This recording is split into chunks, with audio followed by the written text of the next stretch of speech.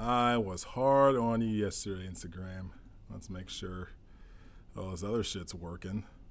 Instagram. Let's make sure all this other shit's working. Okay, we're good.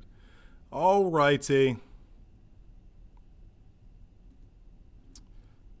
Okay, so we are back with another interesting rendition of Abandoning All Hope.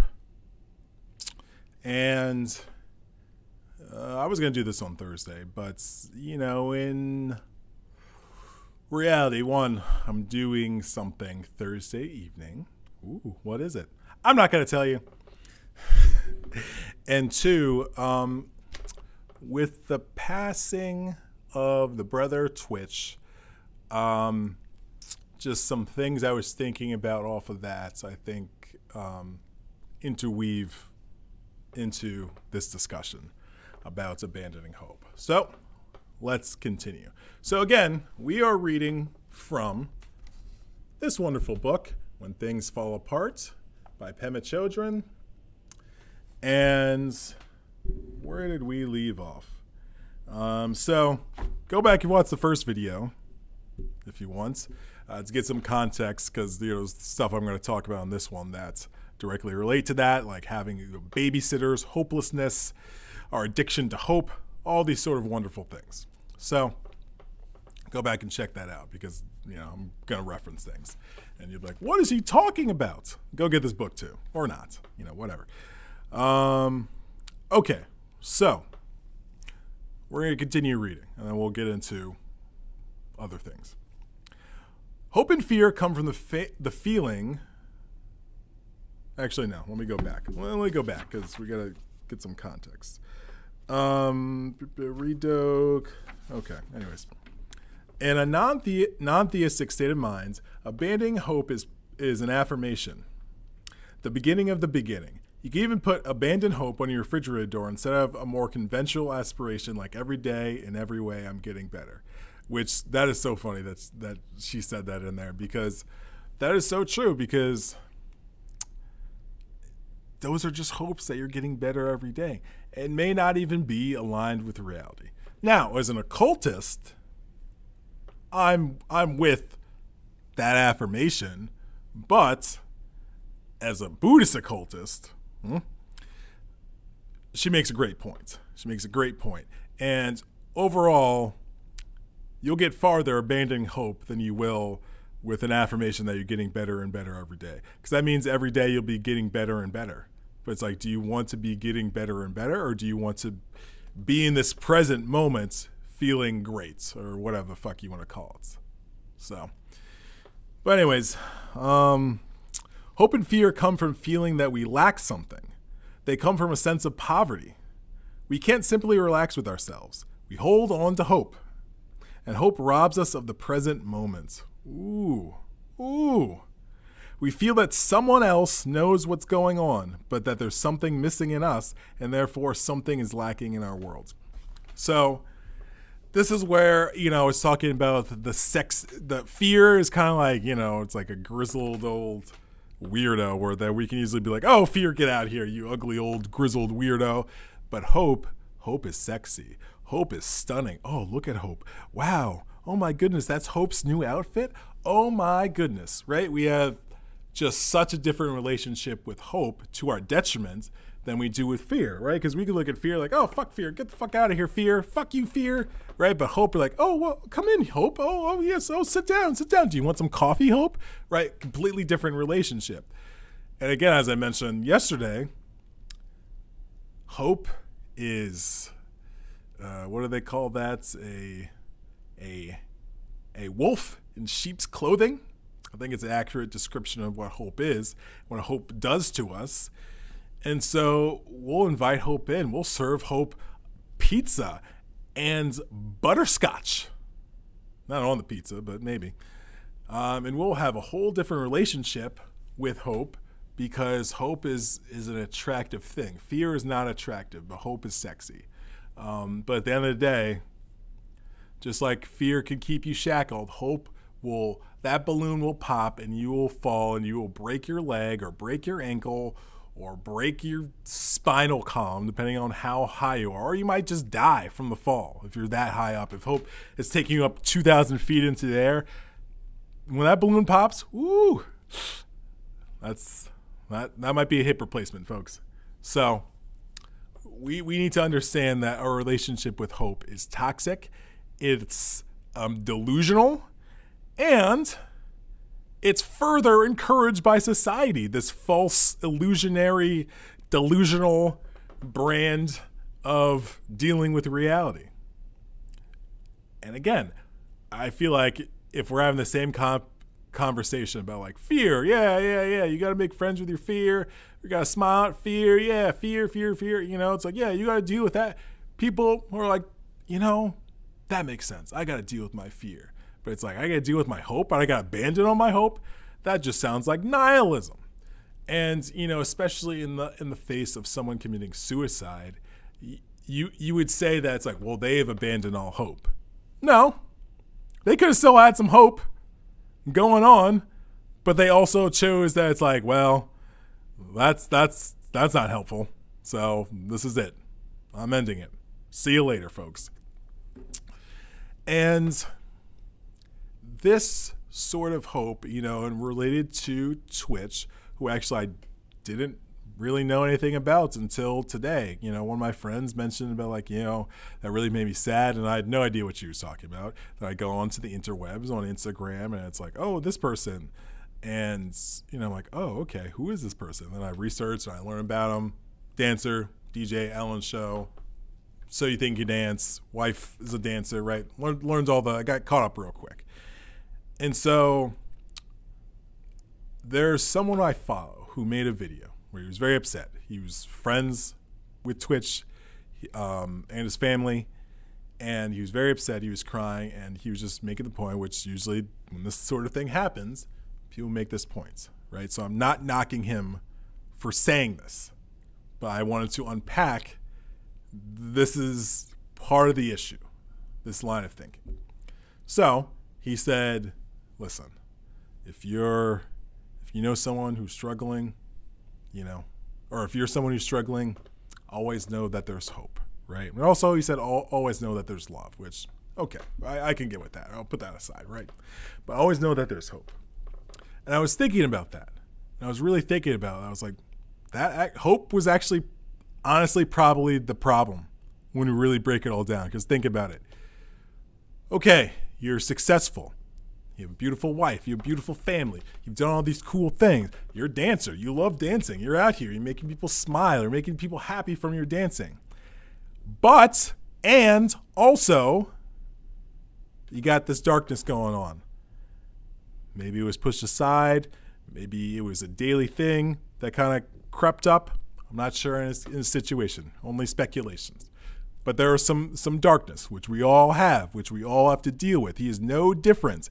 To think that you, whoever you are, can't be in a situation where you would contemplate, consider, and carry out suicide, you are deluding yourself, right? Because just because you have been in circumstances where you haven't been like that, right, doesn't mean you can't.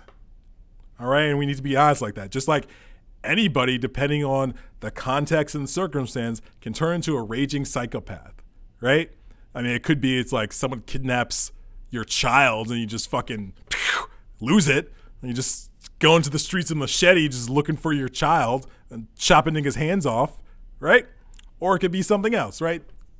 Anyways, the point is, anyone, okay, if you haven't dealt with your emotional system, your chakras, the trauma in your body, you could be a prime candidate to committing suicide, because that's, your success, your career, all that sort of stuff. The trauma that's in your body, the trauma that's in your chakras, the stored and stuck emotional energy that's in your body, it doesn't care the fuck if you dance in front of 200,000 people. It doesn't care about any of that shit. And it's just there. And it's just causing a muck of things. And certain things bring it up, certain things trigger it, certain things bring it out. but it needs to be dealt with. It needs to be balanced. It needs to be, what's a better word? Well, it just needs to be balanced. Who cares about a better word? Because it's there, and no amount of accolades or anything like that. And I don't know, I'm not saying that that's why he was doing these things, to run away from his darkness, and his shadow. But, the hope that's like, well, once I have this, I'll be happy. Once I do this, I'll be happy. Once I experience this, I'll be happy, are all delusions, are all things we say to ourselves, because lots of times when we get there, maybe it feels good for a moment, but then we're back to reality. We're back to how we always felt, or how we often feel. And it doesn't matter the money, doesn't matter the fame, doesn't matter the family, none of that shit fucking matters. It matters, but it doesn't matter if you're being consumed by your darkness, if you're being consumed by your shadow. And the hopes, and then it just creates, I was just thinking about, like, has a dance career, been on TV, done all this wonderful stuff, and no one's taking that away from him. But it creates a dynamic where it's like, well, why aren't I happy? I have all these things. I have these wonderful people in my life. I've had these wonderful experiences, right? Like, well, why aren't I happy? Why am I still upset and sad? I shouldn't be. Then it's like, oh man, what's wrong with you? You're still sad. Like you were the DJ on the Ellen show. You danced on this. You did that, right? And then it further keeps adding layers, right? And it's like, well, I hope that I can, overcome this. And it's like, yeah, I do have a beautiful family, right? But, the trauma, the stuck energy in our chakras, it doesn't give a fuck about hope. It doesn't give a fuck about your greatest hopes. It's just going to be there and doing what it does, holding you back, holding you in a certain space, holding your mind in a certain space. It doesn't really matter. And so just the more I thought about it, it's like, it's like I get it, where it's like, saying like, listen, you're struggling, there's always hope. But hope is the fucking problem, everyone. Hope is the problem. You don't think it's the problem because we're fucking pushed by society on hope. Fucking Obama's whole thing was hope. Literally. It was all about hope. Now, black people, I'm talking to you very directly right now. All that hope from Obama, how has your life improved? How has your life changed? You personally. I'm not talking about, oh, well, this in society has gotten better and this is no. I'm talking about you. You. I'm talking about your direct experience. How has it changed for the better? Based on that whole hope campaign from Obama. And I'm not even picking on Obama. That's what all politicians do. They sell you on hope, and then it's like, they're like, well, whatever, we're not doing any of that shit. Or maybe they'll do one thing, right? How many of your lives changed, right? But how good did it feel? Like, ooh, a black person, hope, right? It feels good, right? It's the sexy man or woman. Ooh, they show up. What? They looked at me? The sexy man or woman named Hope looked at me? Wow, I feel so special. I feel so honored. Right? But it's working on your ego. It's working on your ego because you want things to be better. You want your life to be better. You want your circumstances to be better. Who doesn't? I get it. I'm with you. I want my life to be better. I want my circumstances to be better. I want my body to be better. But we need to do it without the crutch of hope, without the addictive drug that is hope. And so to go back to finish off the Twitch thread on this, I was just thinking about, it's like, yeah, hope actually might be the problem. As much as it's like, if someone's struggling with their mental health, right, you want to be like, hey, there's hope out there. That can lead to a cycle where just it further creates an issue in that person's mind. Because then it's like, well, why isn't this happening for me? These other people are happy, right? And they have less shit than me, and they're happy. They're not thinking about these suicidal things. But you know what, folks? Appearances are illusions. And this is a great reminder of this. And usually when this happens, when it's someone quote unquote the person you least suspect to commit suicide, it reminds you appearances are illusions. Just because someone's smiling and doing this, it's successful, they could be distraught inside. They can always be distraught inside. And just because someone's frowning and moody and wearing a goth outfit and dressed in all black, they could be as stripper as fuck inside and the happiest person in the world. But we're trained in society that it's like, well, someone's presenting like this, that's how they are inside. So if they're smiling, they must be smiling inside. If they're frowning, they must be frowning inside. But lots of times, it doesn't work like that. It doesn't work like that. And many times, it's the complete opposite. But like, so much so where lots of times I'm happy, but I've realized that like, you know, like I'm frowning for whatever reason, but I might be deep in thought, but it's like outwardly, it would look like I'm upset about something or mad about something. But it's like I could just be deep in thought and just not even caring about how my face looks. But to the external world, you could think like someone just punched me or someone accosted me, right? Because I don't have like a chipper looking face, but I'm fine inside.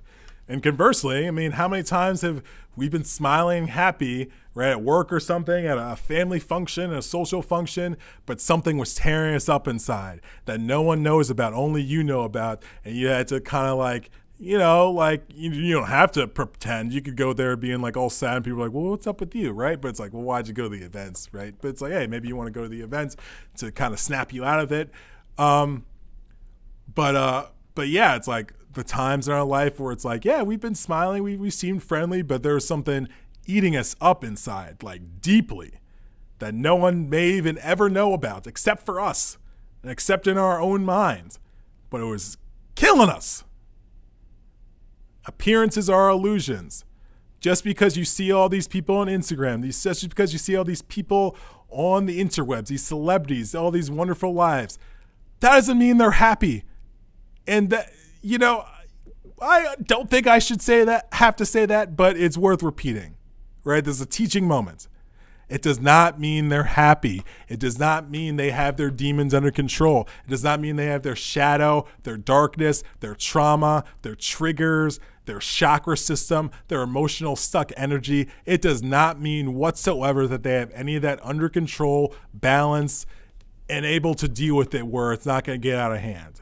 The only thing that is true is that if and when it does get out of hand, you'll know about it more than just some person down the street from you, unless you're friends with that person, right? Because it's like, oh, this person they're having had a mental health episode. You know, their friends are saying it's this, you know, blah, blah, blah. Like Kanye, for example. We don't know what's going on. But it's like, whatever is happening with him, it's just very public, right? And, you know, I don't know. It's something that's happening. But yeah, just don't. Appearances are illusions, folks. The one thing that's not an illusion, fundamentally, is your mind. That's the only thing that it can become an illusion, because our minds, little fun fact for you, your mind will turn into anything you want it to. It will turn into a bacon cheeseburger if that's what you focus on. It will turn into a swimming pool if that's what you focus on. It'll become whatever you want it to be. And this is both positive and negative, right? If you want to be the best concert pianist in the world, and from a young age you're just piano, you're working on piano, you're thinking about piano, researching famous concert pianists you love, you're just doing all these things related to piano. At some point, I was thinking about this, at some point, if there is some sort of microscope that can look at someone's brain to like a very, very deep level, I'm sure there's something in there that just like, it just looks like a piano, because their mind has become a piano. If not, the whole brain changes in the shape of a piano, because they've transformed their mind into that. But in terms of illusion, our mind, it's like, hey, oh, you got an illusion? I'll transform into that. Oh, divinity? Okay, oh, that's my native setting, so let me transform into that. But it's like, oh, we could transform into some delusions and illusions. Yeah, we could do that too. It'll transform into anything you want. So, where was I going with all that? Well, appearances are illusions, folks. That was the main point of this whole discussion. Appearances are illusions. Appearances are illusions. All appearances are illusions. Again, going to the goth example. Just because you see someone dressed in all black and they're not smiling doesn't mean they're not happy. But we're conditioned to think, oh, goth, sad. Oh, smiley person wearing bright colors, happy. But I'm sure there's been plenty of smiley people wearing bright colors who have also committed suicide. I'm sure there's been a lot of, what's a weird way to put it, but I'm sure there's been a lot of people who are goth and emo, who everybody's like, I don't know how long this person's going to be around, whether they say it or not. That's kind of like what's in their minds, who lived to the ripe old age of 79, right? And had no issues in their life, just wanted to dress a certain way. Appearances are all illusions, except for your mind. That's the one thing that you could say is inherently not an illusion. Oh, malkuth? Oh, all this malkuth shit? Society? The Matrix? Oh, you better believe that is fucking 900% illusion. And the more you buy into the illusion, woo child, the more you will just be further confused. Don't buy into the illusion of malkuth. Don't buy into the illusion of your own ego and your own delusions and that illusion and delusion. Don't buy into that. And don't buy into the illusions and delusions that are brought to us by hope. Okay? I'm gonna have to do a whole presentation about this because I don't know. I don't know what y'all niggas are doing out here with your hopes. But I hope I hope you abandon all your hopes. If I have one hope, it's that you abandon all your hopes.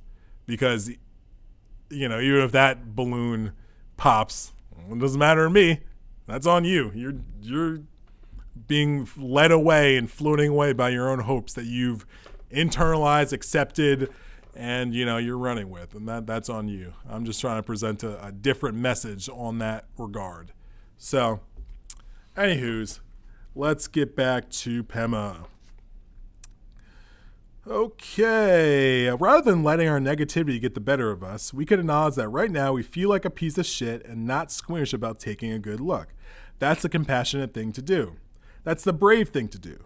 We could smell that piece of shit. We could feel it. What is its texture, color, and shape? We can explore the nature of that piece of shit.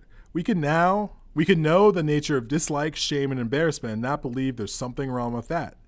We can drop the fundamental hope that there is a better me who one day will emerge. Ooh. We can't just jump over ourselves as if we're not there. It's better to take a straight look at all our hopes and fears. Then some kind of confidence in our basic sanity arises.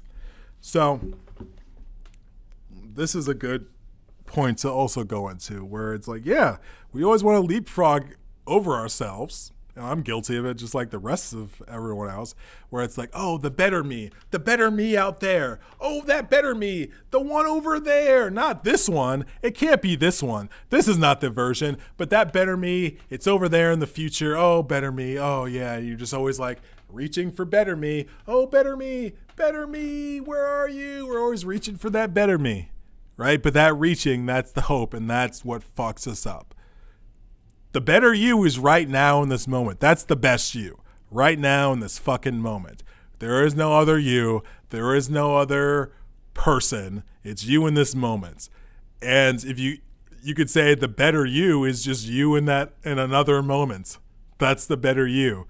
But just creating this whole thing like, yeah, when I do this, then I'll be X, or then I'll do Y, or then this will happen. Hope, hope, hope, hope, hope. Illusion, delusion, illusion, delusion. It's just shit you say to yourself to make you feel better, that the ego is like, oh, yeah. Let's sprinkle some hope in here. Yeah, they need a little hope. Let's just sprinkle on some hope, and we'll get there, get them nice and wet and hard, and, then, when the disappointment comes, we'll skedaddle out of here. And they'll be like, what? They won't remember. We set it up. But yeah, we don't want to look ourselves in the moments, right? Going back to babysitters, which Pema talks about, when we feel like a piece of shit, we're like, babysitter, come tuck me in. I don't want to look at myself being a piece of shit. Come read me a bedtime story, babysitter. And the babysitter could be anything. It could be, frankly, it could be drinking water could be the babysitter if you use it as escapist behavior to get you out of looking at yourself in the present moment, whatever is going on. It could be anything. Netflix, drugs, alcohol, sex, buying clothes. Inherently, there's nothing wrong with these things. They're all equal. There's no morality is in existence. Morality is something of this world. There's no like universal morality. What is that? What is that? What is universal morality? It doesn't exist. It's a human thing that was made up by religious folk to be like, oh, y'all niggas is a piece of shit. You need to do this, you pieces of shit. And then maybe you can go to heaven, right? Hope. Setting people up for hope. That's a huge thing what religion is. Well, if you follow these rules and you do this, then it's like, oh, well, hopefully you'll make it to heaven. If not, you'll burn in hell forever. Fear. The other side. And you have people fearing burning in hell and hoping they'll make it to heaven. And then you have people just fucking out of their mind because they're fucking how to deal not only with the shackles of the fear of what will happen if they don't aren't moralistically proper, right? So they're shackled by that, the fear of going to hell. Then the balloon. So it's like when people are drawn in quarters when the horses like pull them apart. That's what religion is doing to people emotionally and psychologically, right? The balloon, the hope of heaven is pulling them away. And then the shackle of fear is holding them down. So someone's got to give. A leg or an arm is going to come off. And we don't want to, I don't know, I was going with that whole drawn and quarter thing, but, just religion, it sells you on hope. Just like I was saying about marketing and products and politicians, they're all selling hope, right? That's the drug. They'll put in some fear in there, right? To be like, oh yeah, these terrorists, these such and such, these people, coming from Mexico, the Russians, the this, the that, the people, selling bad cheese, it's like, ooh, like, they'll sprinkle in some fear, but not too much, because you don't want to completely get someone like all like feared out, right? But you got to be like, hey, this is serious. Look at this fear. Did you know about this? Yeah, this is happening right on your block, right around the corner from you. So you should vote for me, right? So they sprinkle in the fear, but they largely sell the hope. That's their main drug. That's the main drug that they want to sell you on energetically, where it's like, yeah, I know the fear. Yeah, I know. I just told you about the fear. But this is why I'm here. I got the hope, folks. It's 2 for $20. Yellow tops, nigga. Yellow tops, nigga. That's what politicians do with hope, right? They sell the yellow tops. They're like, yellow tops, two for $1. We out here, WMD. That's what politicians do. That's what corporations do. They sell you on hope. They sell you on the idea of you want the world to be better. You want yourself to be better. You want your community together. These are all hopes. And I got news for you. Until further notice, malkuth, Earth, the matrix is what it is, right? We need to get away from, like I was even having a moment at my job where I took on a new role at this company I work for, right? And I'm doing different stuff now. I've noticed all these different things that I'm like, yeah, I should have a meeting with my supervisors about this and that, right? But I was thinking about it yesterday. I was like, or I just deal with the situation as is. And maybe if they ask me like, oh yeah, this sort of thing, I brought things up to them, but not trying to be like, oh yeah, I need to make this better and do this. And then if we do that, right? I was like, no, I'm just going to take it as is, right? Is my job being hindered by any of the things on this list I was going to bring up? No, it's not. Sure, things could run more smoothly, right? But are things being hindered if these things don't get accomplished? No, I would say not. And it's just my hope to create a better system, a better program that I was running on. And I had to check myself about that. I'm like, okay, well, I'm gonna fall back on this thing. I was gonna call a meeting and like have a whole list of things and like this needs to be done and blah blah blah blah. The more I think about it, I was like, no, it's fine. It's fine. I could deal with this as is, and it's totally fine. It works well enough. And maybe we'll get to a day. It's like, maybe in a month, it'll get to a point where I'm like, you know what? Actually, I do need to say something about this, and I'll do that. But it's something pressing that I need to bring up. But it's something that I'm like, I hope this program can be better. I want it to be better. So here are the things that I can do to help it be better. There's nothing wrong with that, but I had to realize like, does that need to be done? Do I need to do that? I don't think so. And so we're always in this battle of wanting to make things better. I mean, you could not want to make things better, right? For whatever reason, you don't think it's like, well, this shit's shitty. I don't want to make my life better. My life is what it is. You know, you have many reasons why you don't want to make things better in the world or in your life. But we need to start really looking at, and I'm saying this as someone who went to school as a social worker, the egotism involved with making things better, right? I've said this before. I don't know, 75% of making the world better, making things better is probably directly out of people's ego and not as compassionate, not as empathetic, not as caring, not as kind as it's presented. Again, appearances are illusions. All appearances are illusions. I don't even like talking about cold science. Appearances are illusions. I don't even enjoy doing videos. I'm just doing this because someone paid me. No.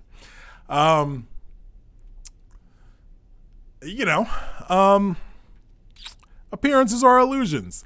And so we just need to be honest with ourselves about, well, why do I feel I need to make this better?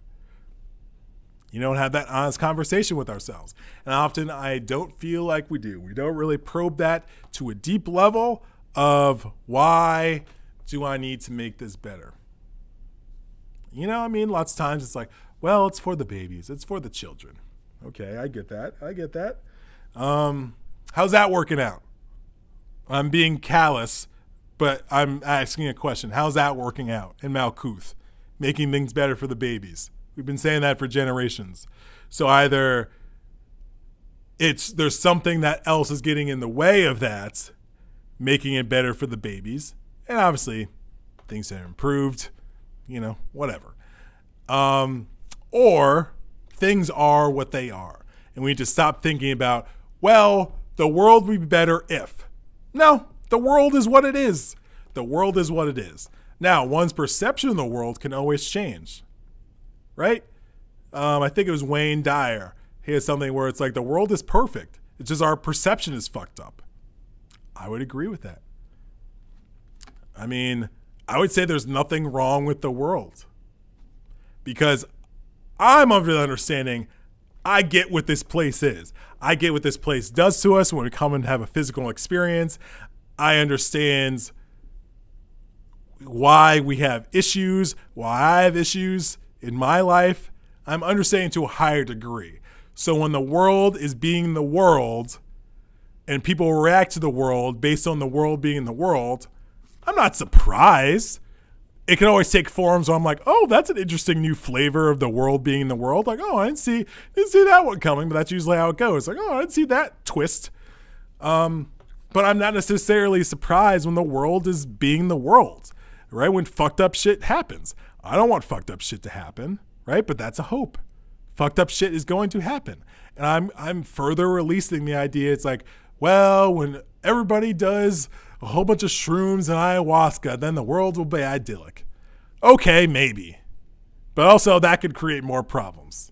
It's a lot of assumptions that it's like, oh, well, I used to be like that. Oh, well, everybody just needs to do some shrooms. Or everybody just needs to do this. Everybody just needs to meditate, right? Maybe. That could help lots of people. Sure. But also create more of a mess.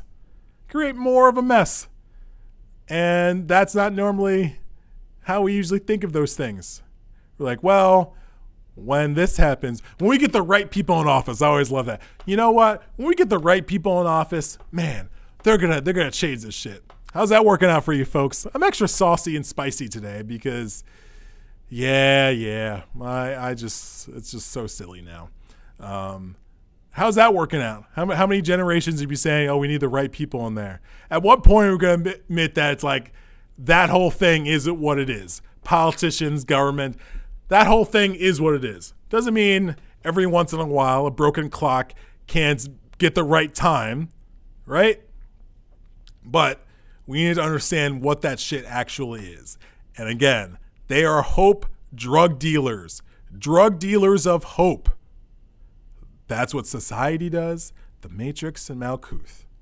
okay? And they sell you on that hope.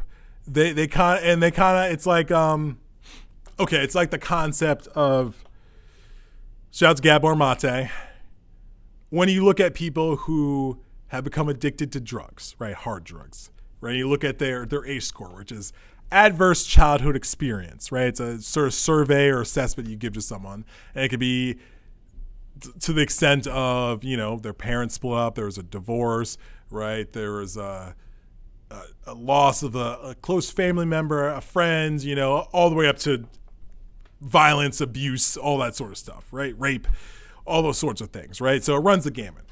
When they study these things, if someone had just a few of these adverse childhood experiences, like they were just thousands times more likely to become a hardcore drug user, a hard drug user.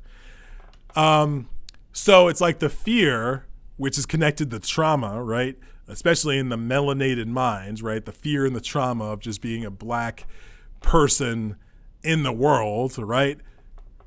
That will be tethered to the hope, right? They'll stroke on the fear, and then they'll be quick to be like, hey, oh yeah, you're traumatized, you're triggered, you're thinking about your fears. Oh, here's some hope. Here's some hope. Yeah, this will mellow you out. Just take some hope. Just take 2 hope pills, and you'll be fine, right? Just chill out.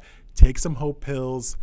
Big daddy government, big mommy government has got you. Okay, we have the hope. Okay, look at us. Look at this plaque behind us, right? We're hope salesmen. This is what we know. We're hope scientists. Okay. And this is the back and forth. This is the seesaw. This is the yin and yang that people get caught in. Thank God I don't fucking get caught up in that shit anymore, because that shit is exhausting. And I'm not saying I do have a better solution. Become an occultist. That's my better solution, rather than being a politicianist or whatever you want to call it. A political consumer. Become an occultist, right? And see far beyond that. Become a Buddhist, become a Taoist.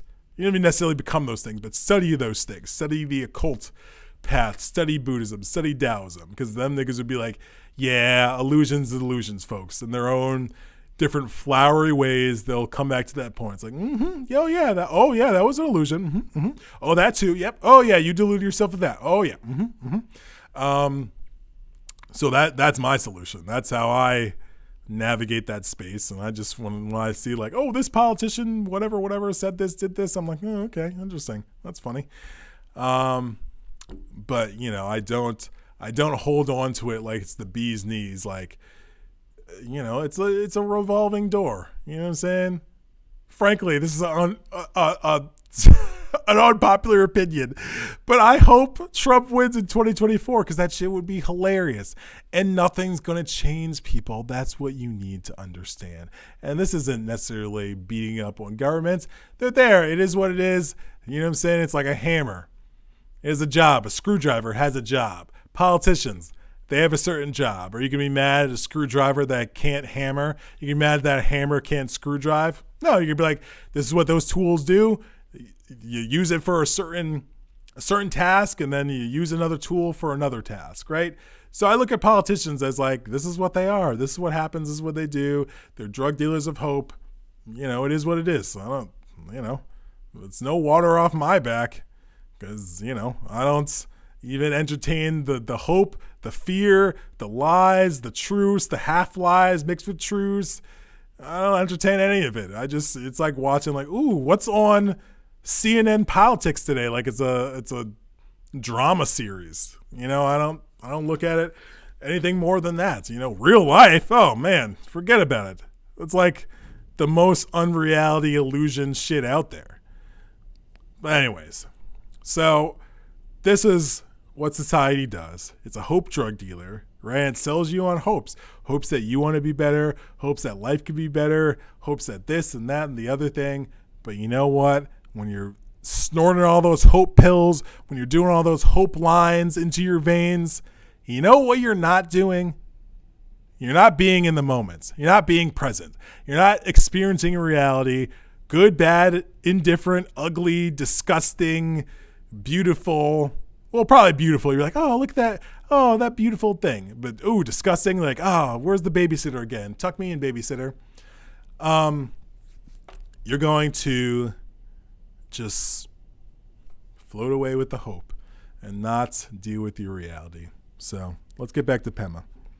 Okay, so this is where renunciation enters the picture. Renunciation of the hope that our experience could be different. Renunciation of the hope that we could be better. The Buddhist monastic rules that advise renouncing liquor, renouncing sex, and so on are not pointing out that those things are inherently bad or immoral, but that we use them as babysitters. We use them as a way to escape. We use them to try to get comfort and to distract ourselves. The real thing that we renounce is the tenacious hope that we could be saved from being who we are. Renunciation is a teaching to inspire us to investigate what's happening every time we grab something because we can't stand to face what's coming. Yeah, I'm going to keep going. Once I was sitting next to a man on an airplane who kept interrupting our conversation to take various pills. I asked him, "What is it that you're taking?"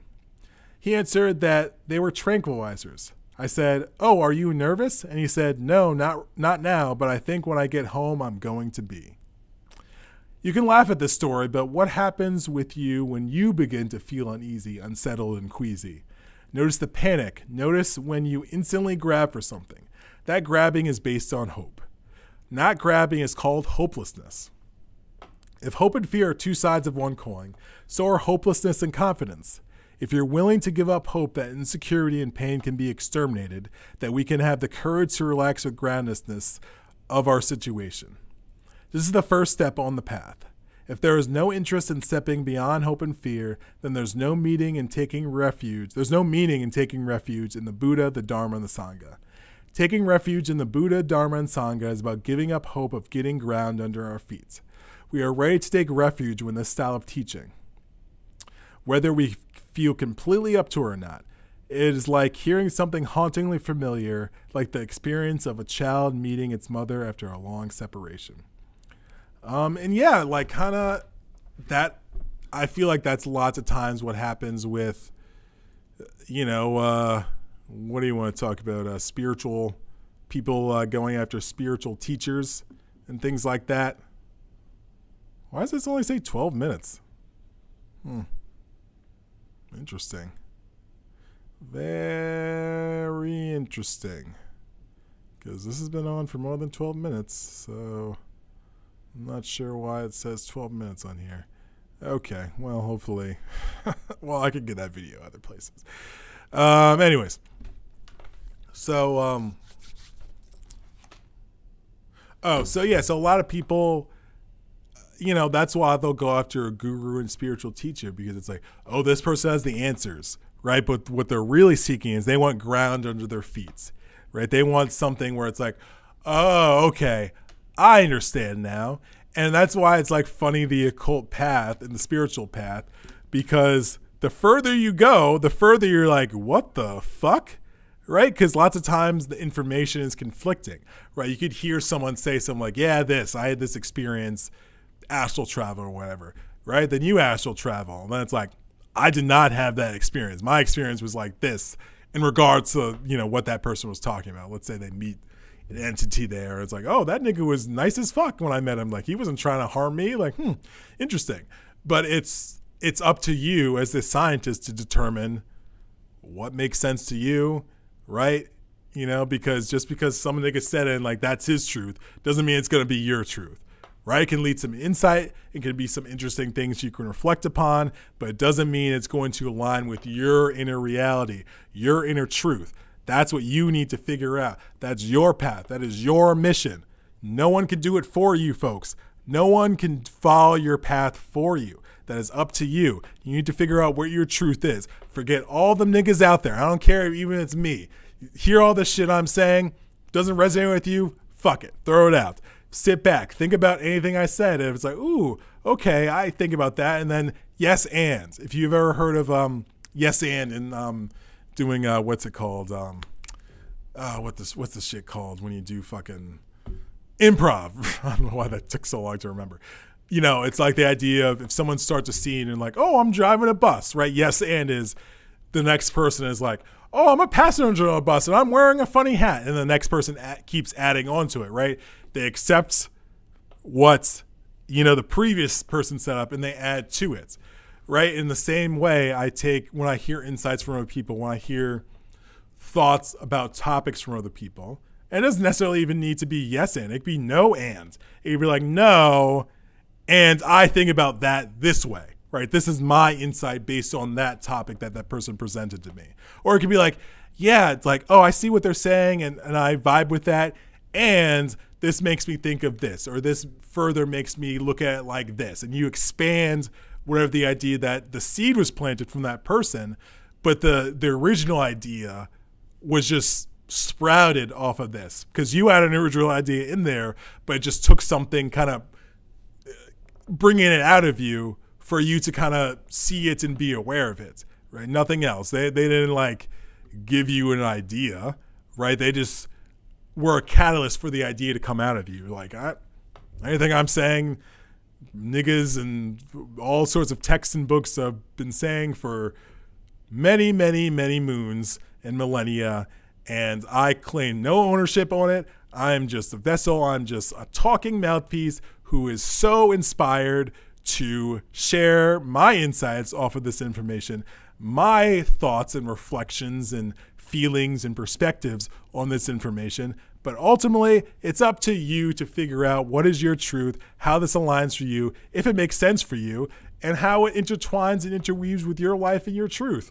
And that's what the Buddha said. That's what I'm saying. Figure it out yourself. You're the scientist. You just put the ingredients together, whether it's ingredients I say, whether it's something you read in a book, whether it's a funny bumper sticker you see, you put the ingredients together, you do your own experiments, and you figure out what's up. Don't let anybody tell you that this is what's up. Even myself, I will never tell people this is what's up. I will say, this is my insight, this is my experience, this is my way of looking at it, this is my perspective.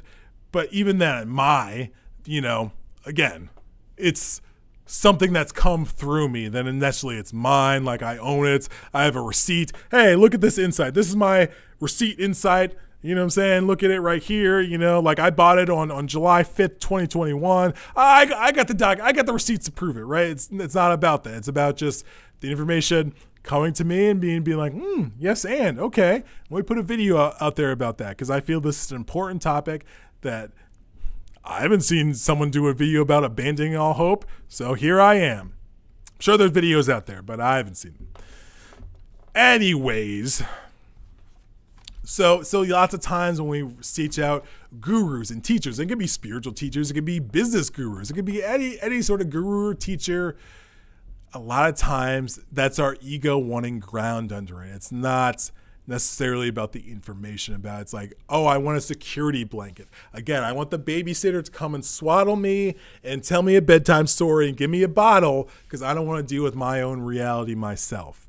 And it doesn't mean if someone gives us a blanket, it doesn't mean if someone gives us a hot bottle of milk, we reject it. But we need to recognize if we're pursuing that because we don't want to deal with our reality directly, if we don't want to deal with our experience directly. So we need to recognize that, folks. We need to recognize that. What else did she say? Groundlessness. Yeah, we feel insecure, so we're always like, ground, babysitter. I need some grounding. I need a babysitter. I need a babysitter immediately. It's like, I need an adult. I need a babysitter to get me out of the present moment. This is what it is. Hopelessness is the basic ground. Otherwise, we're going to make the journey with the hope of getting security, right? Like what I was talking about yesterday where, meditation. As much as I know meditation is like the cornerstone of developing in the occult path, I need to release my hope that's going to further my occult path by meditating. Okay, I just need to do it for the love of the game. Sit and meditate, and what happens, happens. But the hope of, once I've been meditating for another few years, niggas better watch out. Like, I need to release that hope, right? The love of the game. That's how we should be doing things. Not for the groupies, not for the fame, not for the success, because it's like we just love doing this, and there's no hope attached to it. There's no balloon that we're trying to get lifted off the ground and fly away from reality with into delusion and illusion land. Anyways, if we make the journey to get security, we're completely missing the point. We can do our meditation practice with the hope of getting security. Exactly what I was talking about. We can study the teachings with the hope of getting security. We can follow all the guidelines and instructions with the hope of getting security. But it will only lead to disappointment and pain. Let me read that again. We can follow all the guidelines and instructions with the hope of getting security, but it will only lead to disappointment and pain. We could save ourselves a lot of time by taking this message very seriously right now. Begin the journey without hope of getting ground under your feet. Begin with hopelessness. All anxiety, all dissatisfaction, all the reasons for hope that our experience could be different are rooted in our fear of death. Fear of death is always in the background. As the Zen master Shunryu Suzuki Roshi said, life is like getting into a boat that's just about to sail out to sea and sink. But it's very hard, no matter how much we hear about it, to believe in our own death. Many spiritual practices try to encourage us to take our own death seriously, but it's amazing how difficult it is to allow it to hit home. This is why the Buddhists, they sit in the charnel grounds where just dead bodies just decomposing. You just sit there and you meditate while looking at that dead body. You'd be like, that's going to be me someday. Let me let that sink in. And you see vultures tearing them apart. Yep, that's going to be me. You take that to heart. And when you see it happening in real life, it kind of drives the point home a little bit harder than when it's like, oh yeah, death. It's just out there. It's like a thing. Even if it's like, oh, this person died that it's like, oh, well, that was them. Many spiritual practices try to encourage us to take our own death seriously, but it's amazing how difficult it is to allow it to hit home. The one thing in life that we can really count on is incredibly remote for all of us. We don't go so far as to say, no way, I'm not going to die, because of course we know that we are. But it definitely will be later. That's the biggest hope. Trumpa. I don't know why I completely didn't know how to say his name. Trumpa Rinpoche once gave a public lecture titled Death in Everyday Life. We are raised in a culture that fears death and hides it from us.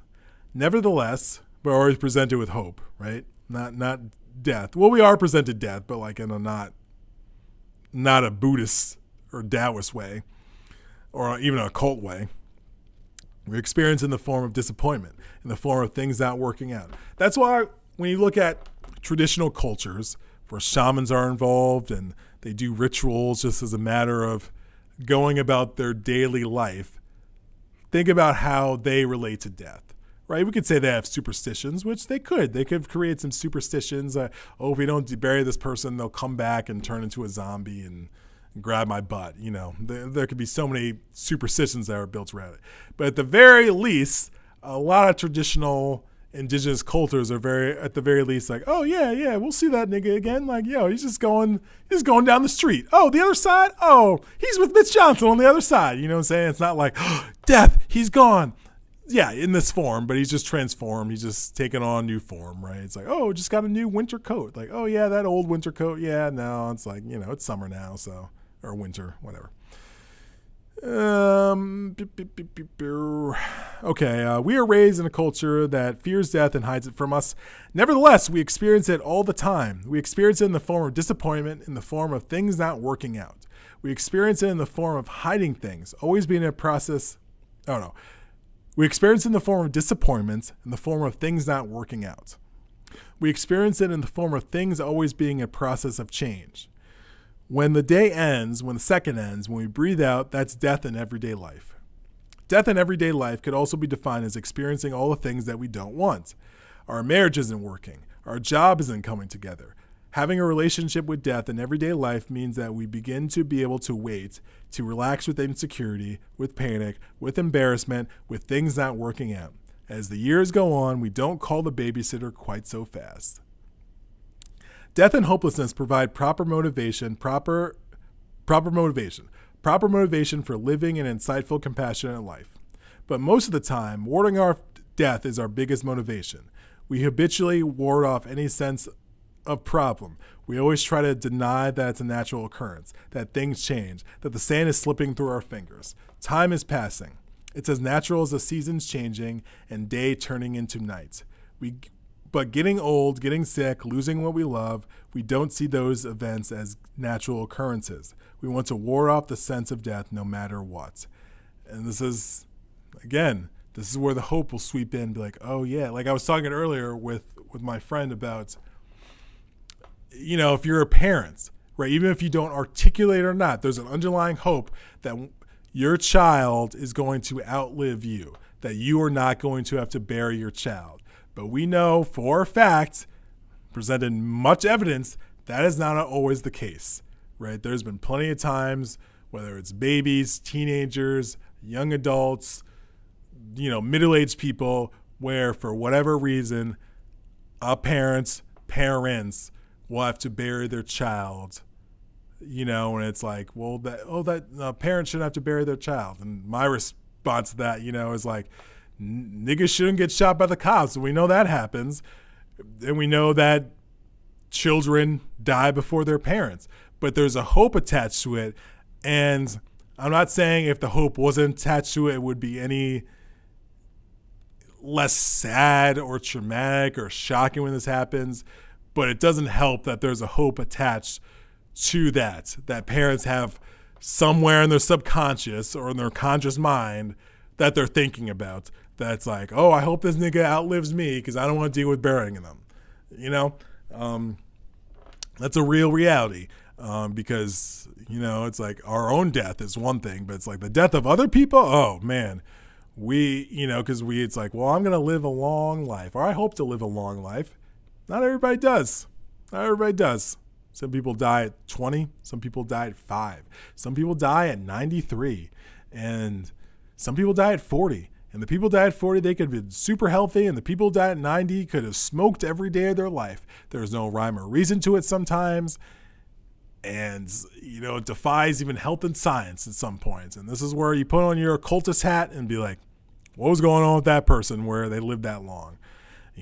But, you could say it's like, well, why is it a good thing if someone lives until they're 90? Why is it a bad thing that if someone only lives till they're 40, right? These are the things to think about, right? Because especially if society is like, oh, that's bad that someone only lived to this age. It's like, oh, okay, maybe. That's your view on it.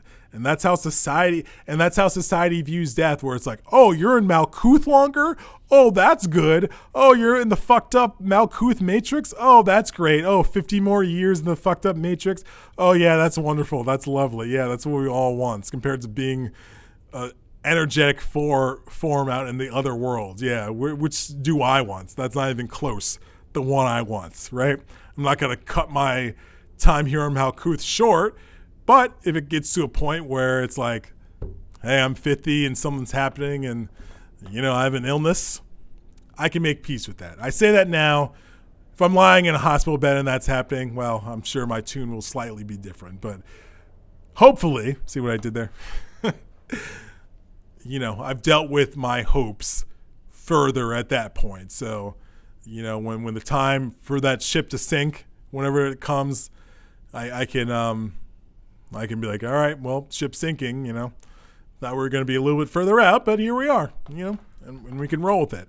And it sounds like a callous attitude, but it's just kind of recognizing what happens and what this place is and how this place plays out and our interaction with it. So we got to deal with the death part of it because, because our fear of death will have a further on the teat of hope. And further wanting to snort all the hope pills and all the lines of hope and all the hope injections because we're so afraid of death and we're so triggered from this fear that it's like we just want to do extra hope, right? It's like if you have an extra bad day of work, let's say like you're someone who drinks, right? And you have an extra bad day of work, right? And more than a usual bad day. It's like extra. It's like you're going to want to drink twice as much as you normally did because it was extra terrible today. Maybe after work you have a few beers and you relax or whatever, right? You have a few babysitters. Oh, let me drink few babysitters, right? Oh, yeah. Oh, that took the edge off. Oh, I had a few babysitters today, right? But yeah, maybe on that extra terrible day, you're going to be like, I need 7 babysitters, 7 liquid babysitters to get me through this feeling. Anyways, when we have reminders of death, we panic. It isn't just that we cut our finger. Blood begins to flow and we put on a Band-Aid. We add something extra, our style. Some of us just sit there stoically and bleed all over our clothes. Some of us get hysterical. We don't just get a Band-Aid, we call the ambulance and go to the hospital. Some of us put on designer Band-Aids. But whatever our style is, it's not simple. It's not bare bones. Can't we just return to the bare bones? Can't we just come back? That's the beginning of the beginning. Bare bones, good old self. Bare bones, good old bloody finger. Relaxing, come back to the square one, just the minimum bare bones. Come back to relaxing with the present moment, relaxing with hopelessness, relaxing with death, not resisting the fact that things end, that things pass, that things have no lasting substance, that everything is changing all the time. That is the basic message. Let me read that again, folks. Relaxing with the present moment, relaxing with hopelessness, relaxing with death, not resisting the fact that things end, that things pass, that things have no lasting substance, that everything is changing all the time. That is the basic message. That's it. Things are always changing. Even if you don't see the change yet, at some point it will manifest. And it will go from, oh, this was brewing in the background to like, this is what it is. This is what's happening now. This person died. This person's sick. This person yelled at you on the subway. This person stole your car. This person gave you $100. Oh, wow. You know, things are always changing. That, you know, the classic quote, change is the one permanent thing. Impermanence is the one permanent thing. That if you want to count on something in reality, count on that shit is never going to stay the same. Count on that. Set your watch to that. Don't actually set your watch to it because that'll change and you'll have to reset your watch. So just don't set your watch to that. But you get the point. You can set your watch that things and permanence is always going to come up, that change is always going to happen, even if it's been like this for 20 years. Year 21, shit could go 180 degrees from what it was year 1 through 20. So you better believe that, and you better meditate your hiney off so when these changes happen, you're not so like, oh my God, because meditation inherently is training to be in the present moment. It's training to be right there, right now. So when things come up, you're not like, oh my God, like this. You're like, oh, that came up. Okay, well, how are we going to respond? How are we going to deal with it? It's a much less, sensationalistic response, like kind of how she was saying about like we have our own style where it's like someone calls you, is like, hey, did you know Frank is sick? Oh my God, Frank is sick? Oh my goodness, right? Like we'll just do a whole act. We'll do a whole act related to that information rather than being like, oh wow, like, you know, we could just tone it down and be like, oh, what happened? Like, tell me, like, oh, okay, like what hospital is he at, right? But usually we our ego wants to throw a whole act with it, you know, with props and like pearl clutching, right? That's a style we put on the things we experience, right? But we can just do bare bones, as she's saying. Anyways, when we talk about hopelessness and death, we're talking about facing the facts. No escapism.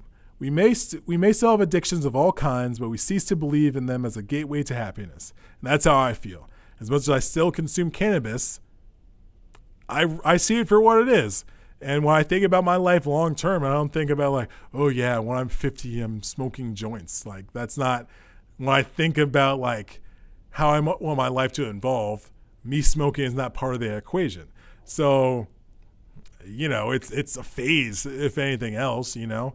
And I'm sure the more I deal with my chakras, the more I deal with my traumas, the more I align with what I want to do, how I want to go about being in the world, right? It sounds like a lot of hopes, but I'm aware of that. So I know you're probably thinking, hey, he's hoping right now. What's up with that? That naturally my desire and quote unquote need to smoke will just fade away because I've dealt with the things that even prompted me to want to smoke in the first place. And it's not even like something I even think about. It's like, oh, that's happening? Oh, okay, whatever. So we've done it so many times that we know the grasping at this hope is a source of misery that makes a short-term pleasure a long-term hell. Giving up hope is encouragement to stick with yourself, to make friends with yourself, to not run away from yourself, to return to the bare bones, no matter what's going on. Fear of death is the background of the whole thing. It's why we feel restless, why we panic, why there's anxiety. But if we totally experience hopelessness, giving up all hope of alternatives to the present moments, we can have a joyful relationship with our lives, an honest, direct relationship, one that no longer ignores the reality of impermanence and death. So that's it. I don't even need to go further into that. Abandon all hope. That's the message. Lean into the impermanence, lean into the change. Nothing is solid, no stable waves, no calming thoughts. Chaos is a good thing. All opposite message of what we're normally given in reality. And these are not negative message, folks. This is a direct way of seeing the world. But as I said before, you figure out what works for you, and you are the scientist, so figure out your truth. I just hope you can gain some insights out of this. But if you don't, I'm not attached to that hope balloon, so I'm not going to fall and break my ankle if it doesn't happen. So peace out. And remember, abandon all hope, smile at fears, and make amazing peanut butter and jelly sandwiches. Bye.